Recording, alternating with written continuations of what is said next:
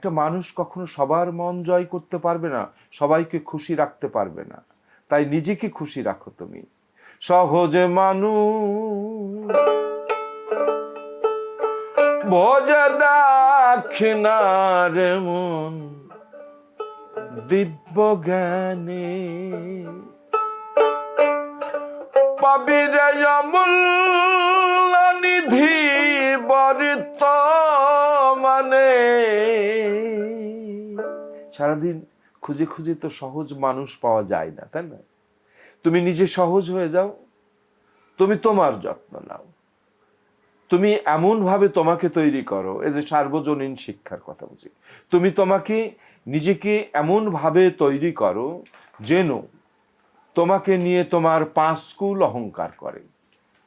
প্রথমে গুরুকুল, তারপরে পিতাকুল, মাতৃকুল,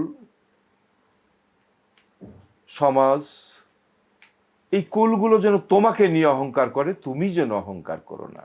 যেদিন অহংকার পতনের মূল, যেদিন তোমার মধ্যে তোমার জানার আছে এবং তুমি অনেক কিছু এই অহংকার এসে যাবে, সেদিন থেকে ভেবে নিও তোমার পতন শুরু হয়ে গেল।